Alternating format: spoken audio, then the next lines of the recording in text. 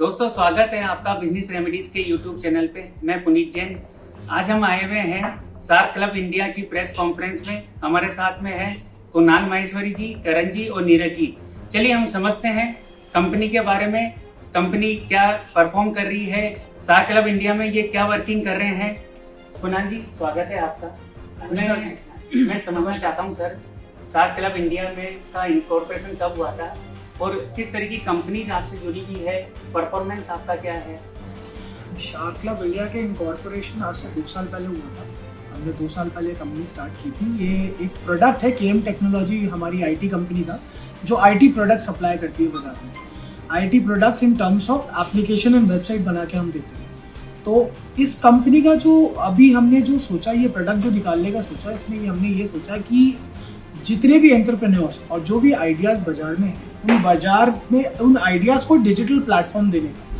क्योंकि कोई भी स्टार्टअप जब भी बाजार में आता है तो वो किसी डिजिटल प्लेटफॉर्म के साथ आता है। वो डिजिटल प्लेटफॉर्म बनाने की जो कॉस्ट होती है या जो मेहनत होती है, उसी से कई बार 70% प्रोजेक्ट फेल हो जाता है जस्ट बिकॉज चीज़ें इनकॉर्पोरेट नहीं हो पाती। तो शार्क क्लब इंडिया का मेन मोटो ये है कि हम कोई भी प्रोडक्ट जो हमको लगता है जो बाजार में ग्रोथ कर सकता है, उसको डिजिटल प्लेटफॉर्म देने का हमने जीरो कॉस्ट सर्विसेज का एक प्लेटफॉर्म रेडी किया है, जिसमें हम उस बिजनेस एंटरप्रेन्योर से, उस स्टार्टअप से कोई सर्विस कॉस्ट नहीं चार्ज करेंगे। उस सर्विस कॉस्ट की जगह हमारी कंपनी उससे एक छोटी सी इक्विटी चार्ज करती है उसकी कंपनी में।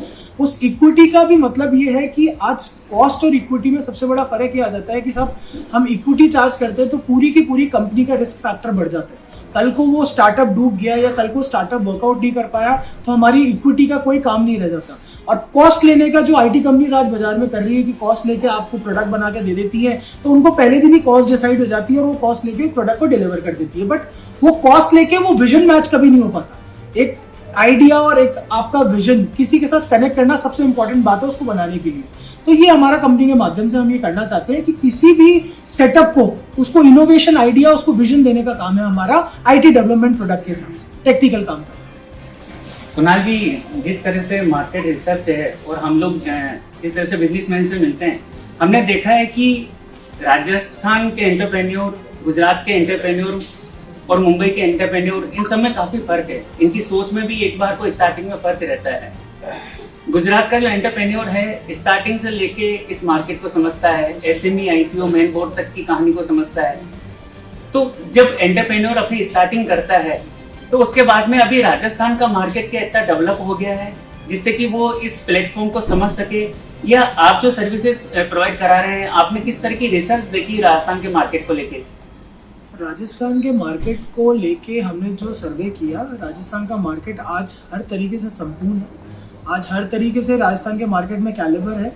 तभी हमने ये प्रेस मीट आज रखी है, इसी कारण से कि हम आप लोग के माध्यम से राजस्थान में ये आवाज़ पहुंचाएं कि जो भी यहाँ के एंटरप्रेन्योर्स है, क्योंकि बहुत हमने जब रिसर्च किया, यहाँ की कंपनीज ने बहुत नाम अपना कमाया है। बहुत सारी बड़ी कंपनीज है जो 3-3 हज़ार करोड़, 5-5 हज़ार करोड़ में पहुंच गई है, जो यूनिकॉर्न हो गई है मार्केट की, जो बिलियंस की पोस्ट पे भी आ चुकी है। अब आपके आधार, आपके माध्यम से और हमारे कैंपेन के आधार पे हम ये चाहते हैं कि राजस्थान के एंटरप्रेन्योर्स और आइडियाज को हम सर्व करें। बिकॉज शार्क क्लब इंडिया एक इंडिया का प्लेटफॉर्म है, तो पैन इंडिया से बहुत सारी इंक्वायरीज हमारे पास आती है और हम मुंबई, दिल्ली का काम भी करना स्टार्ट कर चुके हैं। बट राजस्थान में हम चाहते हैं कि मैक्सिमम एंटरप्रेन्योर्स को हम राजस्थान में सर्व करें, क्योंकि हमारी कंपनी का बेस ही राजस्थान है।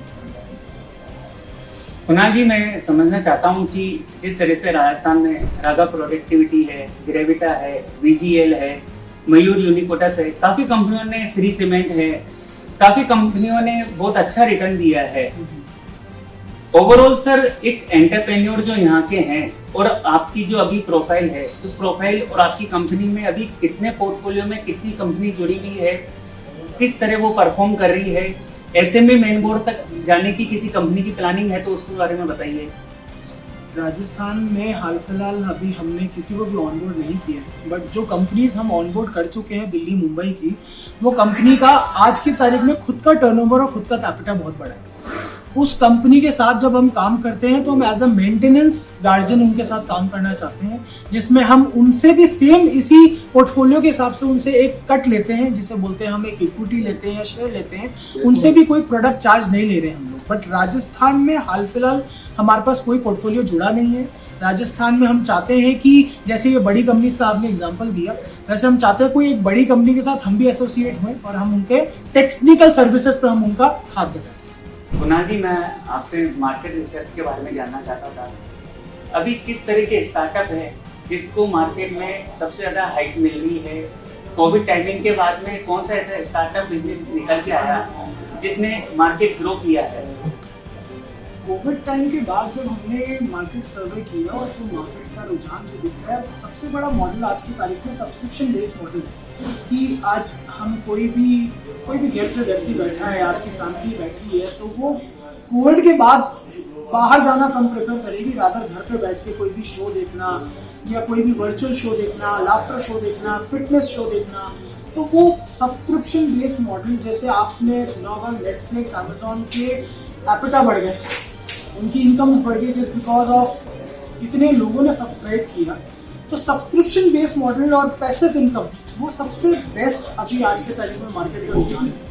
उसके बाद अगर उससे भी एक अपर लेवल पे अपन आते हैं तो सबसे बड़ा जो आजकल अब्रॉड, आप मानो दुबई, कनाडा और ये जितने बड़े बड़े हीरो होंडा कंपनीज, ये सबसे बड़े शोज में AI, augmented reality, artificial intelligence और वर्चुअल रियलिटी बहुत ज़्यादा इम्प्लीमेंटिंग है, बहुत ज़्यादा ईजी कर देती है चीज़ों को, क्योंकि इसमें आपको प्रोडक्ट को मैन टू मैन नहीं दिखाना पड़ता। इसमें आप प्रोडक्ट को किसी गैजेट के थ्रू इजीली दिखा सकते हो विदाउट वो प्रोडक्ट वहाँ पर हुए। तो ये चीज़ें आज की टेक्निकल सुविधाएं बहुत आगे जा चुकी हैं। सो बाजार में आने वाला जो समय है वो आर्टिफिशियल इंटेलिजेंस का बहुत ज़्यादा रुझान है। कुणाल जी, शार्क क्लब इंडिया की टीम आज राजस्थान आई है एंटरप्रेन्योर को जागरूक करने के लिए। मैं जानना चाहता हूँ कि अब आगे क्या फ्यूचर विजन है आपका? आज शार्क क्लब के माध्यम से और शार्क क्लब इंडिया का फाउंडर होने के नाते मैं सभी युवाओं को और सभी को एक मैसेज देना चाहता हूँ कि सबसे बड़ा स्टार्टअप बनने के लिए या यूनिकॉर्न बनने के लिए आपको सबसे बड़ी चीज़ है, आपको रिस्क टेकर बनना पड़ेगा। आपने सबसे बड़े महारथी का नाम सुना होगा, इलॉन मस्क। इलॉन मस्क ने 5 साल से इतना रिस्क लिया कि वो रिस्क के गॉडफादर बन चुके हैं और आज वो दुनिया के सबसे बड़े आदमी हैं। तो किसी भी एंटरप्रेन्योर को मन में अपना आइडिया नहीं रख के उसको इम्प्लीमेंट करना बहुत ज़रूरी है। उसको इम्प्लाई करें लाइफ में, चीज़ों को रिस्क टेकिंग कैपेसिटी बढ़ाएं और जितना रिस्क को कैपेसिटी बढ़ाएंगे, जितनी रिस्क टेकिंग करेंगे, उतने ही सक्सेसफुल होने के चांसेस उनके ज़्यादा हैं।